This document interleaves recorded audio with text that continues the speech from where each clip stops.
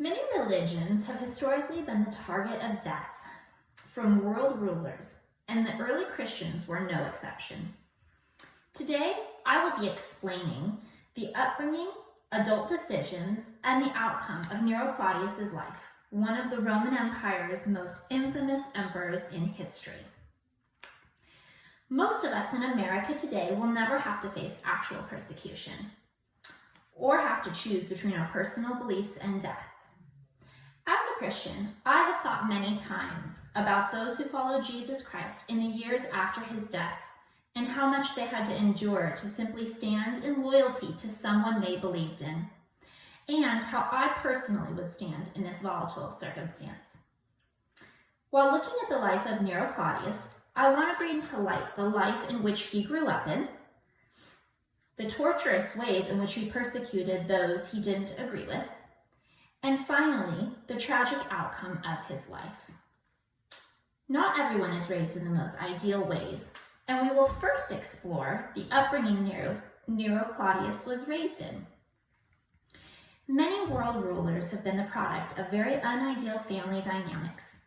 The pressures that are placed in formidable years on young rulers can make a negative lifelong impact. Writer J. Romm's article in History Today reports that Nero received his adult toga a year earlier than usual in order to push his developmental stages ahead. According to Romm, at just 14, Nero also married his stepsister Octavia. Many world rulers in history have had domineering parents who made decisions on their behalf, who weren't the personal choice of these young rulers. Writer Jay Levine's article in the Smithsonian in 2020 also reports that Nero's mother, Agrippina, used him in order to conquer Rome. Levine also stated that in a manipulative move, Agrippina made her son the emperor instead of her stepson, following the death of her husband Claudius. Now that we've discussed Nero's rough start in life, we will look at how he chose to treat others around him. Nero had many horrible ways in which he treated those whom he didn't agree with. Nero is well known for murdering members of his own family. In the reference work titled Columbia Electronic Encyclopedia, published in 2021, it states that as Nero's mother Agrippina started losing control over her son, she started to favor her stepson, which then ended with Nero poisoning him. The same article by Columbia Electronic Encyclopedia also states that his own mother and wife were murdered by Nero himself. He was one of the first persecutors of the Christians, according to History.com. Last updated in 2019, burning Christians to death and using their illumination for his nighttime parties were some of the torturous ways Nero treated them. History.com's website also writes about how Nero developed deranged games, such as dressing them in animal skins and then unleashing vicious dogs to tear apart their bodies to death.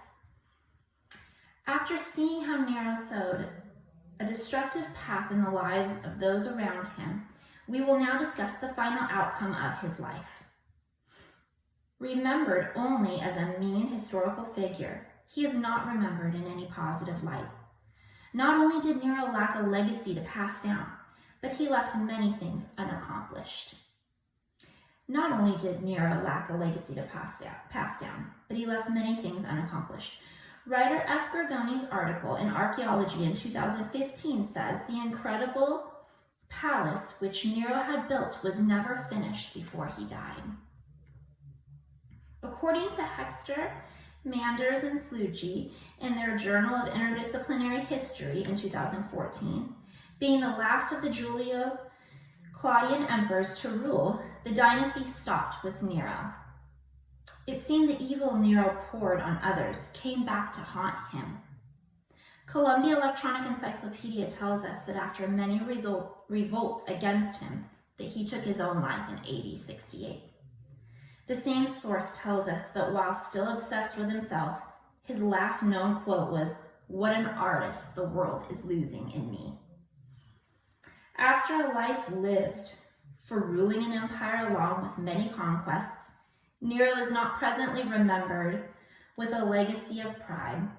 After learning about the life in which Nero grew up, the choices he made regarding those close to him, as well as the final direction his life took, I hope that you have a better understanding into the life of this powerful ruler. Although someone powerful may be recorded in history, their life may not be worthy of a positive reflection. His life may have been a learning lesson on behaviors to avoid. Thank you for listening today.